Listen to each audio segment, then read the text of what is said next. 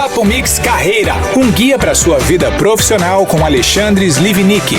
E tá começando o Papo Mix Carreira, onde a gente sempre bate aquele papo sobre trabalho, né? O mercado de trabalho é desafiador, nesse momento mais do que nunca, e construir uma carreira requer sempre momentos de altos e baixos, decisões, aprendizados e também ensinamentos, né? Independentemente do seu momento de carreira, a gente sempre acha que precisa estar preparado. Aliás, alguns têm certeza, outros não. E é claro que esse podcast não podia acontecer sem ele, o mentor em carreira e sucesso, especialista em RH, escritor e palestrante, Alexandre Slivnik. E se você perdeu o episódio anterior, a gente falou sobre recolocação profissional. Foi muito legal, a gente deu um spoiler pra esse agora. Que tava todo mundo querendo saber como que a gente pede aquele aumento salarial. E aí caiu pergunta na nossa rede social. Fala, Alexandre, tudo bem? Grande Gerson, que privilégio e prazer falar com você sobre esse tema muito importante. Aliás, a dúvida de muita gente, né? Como pedir aumento pro chefe? A que horas? Qual é o momento certo de pedir aumento pro chefe? Então pega aí papel, caneta, eu vou dar várias dicas práticas para você pedir aumento se for o seu momento certo, né, Gerson? Porque isso é muito importante também entender se é o momento adequado para isso ou não. Bora, então vamos começar, Alexandre. Como que a gente identifica esse momento? Qual que é a hora certa de você ir lá, olhar pro seu chefe, pedir um aumento salarial? Tem estratégia para isso? Como que a gente faz? Sim, primeiro de tudo, você não pode pedir aumento quando você precisa, única e exclusivamente. Porque qual é a velha máxima, né? Muitas pessoas falam assim, puxa vida, eu não tô dando conta de pagar as minhas contas de casa, então eu vou lá bater na porta do meu chefe e pedir um aumento. Isso é um perigo. Por quê? Quando você simplesmente está pedindo um aumento porque você precisa ganhar mais, você vai ficar, sabe aquele hamster que fica naquela rodinha rodando atrás do dinheiro? Então, calma. A minha dica para você primeiro é analise o momento da sua empresa. Então anota aí no papel,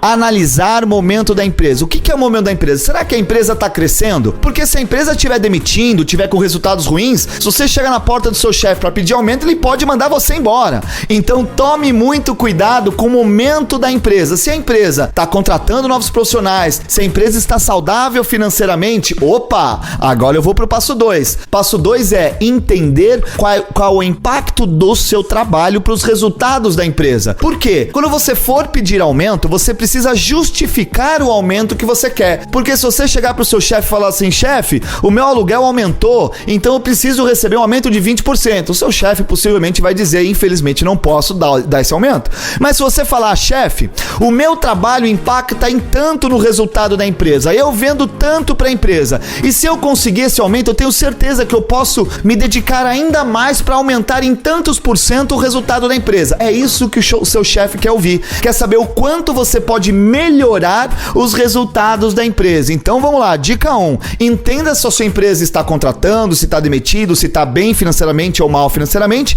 E dica 2, estude o impacto do seu trabalho para os resultados da sua empresa. Quanto maior o impacto, maior a chance de você conseguir esse aumento. Ou seja, o caminho mesmo é mostrar, dar a percepção pro seu chefe de que você agrega muito valor ao projeto. Exatamente. Aquela velha máxima, né? Que alguns profissionais não tiram férias pro chefe não perceber como ele não tem, as pessoas não sentem falta dele, né? Então, assim, o que eu recomendo é que você tire férias com orgulho para as pessoas sentirem falta de você e verem o tamanho do impacto do seu trabalho para os resultados da empresa. Então, sim, quanto maior o impacto do seu trabalho nos resultados, maior a chance de você crescer, ganhar mais e ter mais visibilidade dentro da empresa. Alexandre, se você é uma pessoa que agrega valor, as pessoas que trabalham com você têm essa percepção, seu chefe talvez não tenha essa clareza toda e você às vezes não tem muitos meios de mostrar isso, você é até uma pessoa tímida, envergonhada. Tem outras formas de você conseguir um aumento ou então uma conversa, não sei. Sim,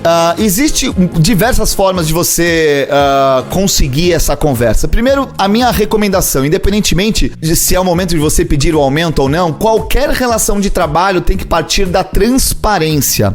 A transparência é muito importante na relação de trabalho. Então, mesmo que não seja o momento e você não vai pedir aumento, mas você está ouvindo a gente agora, tente sempre ter uma conversa franca e direta e objetiva com o seu chefe. Fale para ele aquilo que você acha que pode melhorar. Questione o seu chefe. Aliás, muitos chefes, infelizmente, não gostam de ser questionados, mas, para nossa sorte, muitos desses chefes já estão perdendo o mercado de trabalho, porque os líderes que estão tendo mais sucesso hoje são aqueles que gostam de ser questionados. Por quê? Quando a gente é questionado por alguém, a gente começa a pensar, a gente sai da nossa zona de conforto e vê se nós estamos no caminho certo. aumento. Então, qual a minha recomendação? Que você converse com o seu chefe, com a sua chefe, de vários assuntos. Porque quando for o momento de falar sobre aumento, não vai ser tabu. Hoje, pra mim, eu vou falar algo aqui que pode assustar algumas pessoas. Pedido de aumento é como se fosse conversar sobre sexo. Pra muitas pessoas, conversar sobre sexo é um tabu. Mas dentro da organização, quando a gente quer conversar sobre aumento, é porque nós achamos que merecemos esse aumento. Então,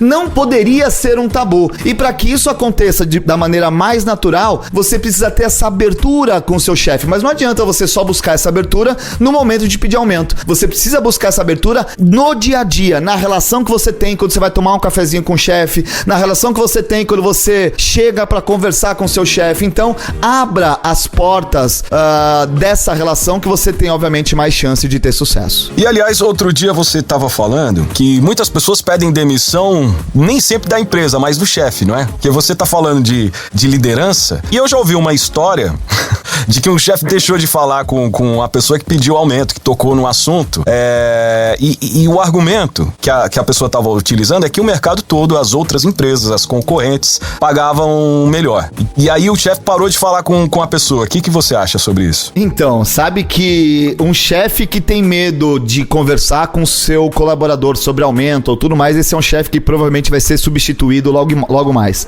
O que você falou é verdade. Eu tenho muito essa crença e vejo isso nas empresas. Hoje em dia, olha só uma pesquisa que saiu o ano passado, 90% das pessoas estão insatisfeitas com alguma coisa no seu trabalho. E a grande maioria delas, 62% das pessoas, não gosta do ambiente de trabalho. E sabe quem faz o ambiente? Normalmente a sua liderança. Por quê? Líderes excelentes geram colaboradores excelentes que geram clientes satisfeitos e geram resultados. E hoje nós vivemos esse tal apagão de talentos, onde muitos dos nossos principais colaboradores, os grandes talentos das empresas, pedem demissão. Mas aí o que eu vejo, né, cada vez mais, o nosso colaborador, o nosso grande talento, ele não pede demissão da empresa, ele pede demissão do chefe, ele pede demissão do líder, porque ele fala assim: a empresa é maravilhosa, a empresa paga bem o meu salário, paga no dia, eu tenho bons benefícios, mas eu não aguento mais olhar para a cara do meu chefe.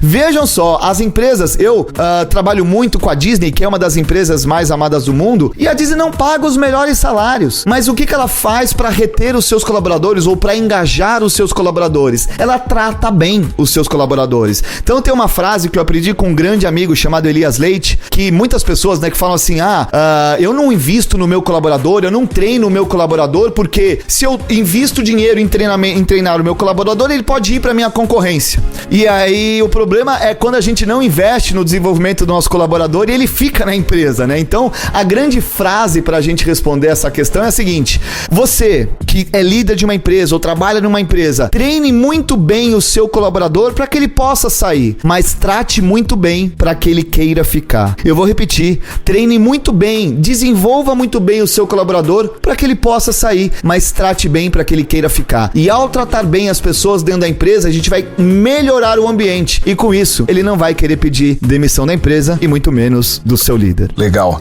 você falar sobre isso, porque eu tava aqui pensando, já tem tempo que, aliás, talvez desde sempre, o salário não é a coisa mais importante, mas no que diz respeito da escolha do seu emprego, do seu trabalho, né? E você também já disse pra gente que você escolher um trabalho qual você não gosta é uma questão de tempo pra você ter que mudar de novo, não é isso? Sim, com certeza, porque o que acontece? Existe hoje, e nos últimos anos isso tem aumentado bastante, o tal salário emocional. O que menos importa hoje, numa pesquisa salarial de 2020, olha só, no meio do olho do furacão, na pandemia, essa pesquisa identificou que o que menos importa na decisão para um colaborador ficar dentro da empresa é o salário. O que mais importa é o salário emocional. E o que é salário emocional? São os benefícios que a empresa dá, é o ambiente de trabalho, é a flexibilidade, é a liderança. Então o salário emocional tem sido cada vez mais importante.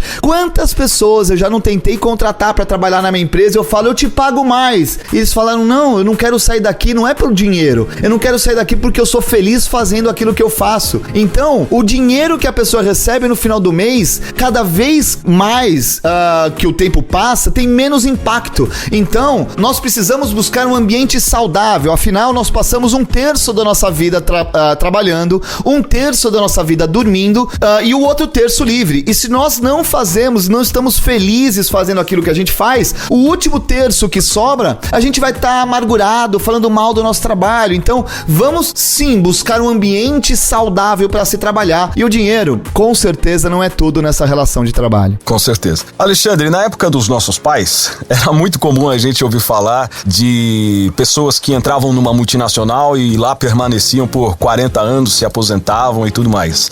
Você acredita que essa nova geração, hoje, ela é mais determinada nesse sentido de não se satisfazer com o que a incomoda? Então, assim, se aquele não é o ambiente o qual ela procura, o qual lhe dá mais prazer, ela vai mudar? Você acha que existe essa diferença de gerações, não só de personalidade, mas pelo próprio tempo, de épocas? Essa diferença de épocas? Existe sim, eu vou fazer uma análise um pouco mais profunda aqui para entender momentos de vida, né? Os nossos pais, eu tenho 40 anos de idade, e os nossos pais, eles foram educados naquele esquema de que manda quem pode, obedece quem tem juízo. E os nossos pais, eles foram, eles viveram numa época, até o meu pai, pelo menos minha mãe, viveram numa época da ditadura, onde tinha que seguir regras, e quem não seguisse regras seria penalizado ou punido. O que acontece hoje, né? A minha geração, que eu sou geração Y, finalzinho da X, começo da Y, ou os meus filhos, o Leonardo tem 13 anos, Beatriz tem 9 anos de idade, o que acontece com essas novas gerações? Essas novas gerações aprenderam a questionar, e isso é bom. Pode ver o ganho que tá tendo, por exemplo,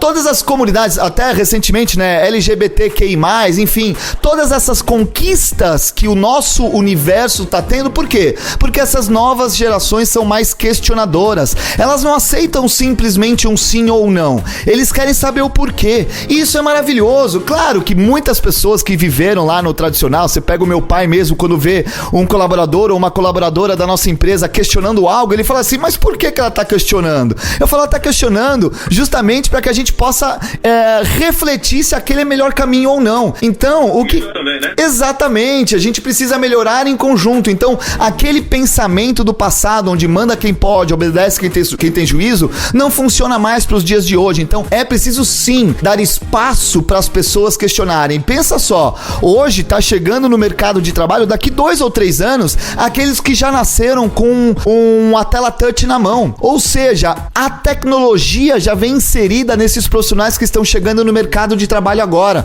E eles aprenderam essa tecnologia, não é que eles aprenderam, eles nasceram dentro dessa tecnologia. Então, precisamos dar espaço para que eles questionem. E quanto mais a gente dá liberdade para que eles questionem, maior a evolução. Afinal, pensamentos divergentes levam à inovação. Muitas pessoas querem trabalhar num ambiente de trabalho onde todo mundo pensa igual, mas uma equipe onde todos pensam exatamente da mesma forma não evolui. Você precisa ter pensamentos divergentes para gerar inovação. Então, busque uma equipe que te questione, porque com certeza você consegue evoluir enquanto pessoa, enquanto profissional. Muito bom. Eu fico com a sensação de que no passado as pessoas já eram gratas por ter alguma oportunidade, né? Você falando era um tempo difícil, época da ditadura e tudo mais, né? Então acho que a gente tem essa diferença pros dias de hoje, que agrega muito esse questionamento nos dias de hoje, né? Sim, sem dúvida. E é verdade, vivíamos, né? Eu falo vivíamos, eu não vivi a época da ditadura ou até antes da ditadura, mas se eu pegar o meu avô viveu uma guerra, o meu pai viveu a ditadura, ele lutou contra a ditadura. E o que essa geração viveu agora? Covid. Viveu uma pandemia, coisa que o meu avô não viveu, coisa que meu pai não viveu. Então cada um de nós viveu um momento difícil. E pensa bem, nos momentos difíceis nós evoluímos, nós crescemos. O quanto nós não evoluímos em 1 ano e meio. Se a gente falar em termos de tecnologia, esse mundo digital, que nós já falávamos da aceleração digital antes da pandemia. O que aconteceu com a pandemia? Acelerou de vez. Quem não se adaptou a essas novas tecnologias não consegue bater na porta do seu chefe e pedir aumento, porque a tecnologia hoje faz parte da realidade do trabalho. Aqueles que mais sofreram durante a pandemia, quando a gente falar em trabalho, são aqueles que não sabem ou não conseguem mexer muito bem no computador, que não conseguem fazer reuniões virtuais, e eles acabam sofrendo mais por não terem se adaptado a essa nova realidade realidade tecnológica. Então a adaptação a uma nova era é importante. Assim como o meu avô se adaptou no pós-guerra, assim como o meu pai se adaptou na transição da ditadura, e agora nós estamos nos adaptando nesse mundo pós-Covid. Muito bom, muito bom. Se a gente parar pra pensar, a gente tem hoje a oportunidade de misturar as gerações. E pensando em cultura da empresa, como que a gente pode elevar a cultura e agregar valor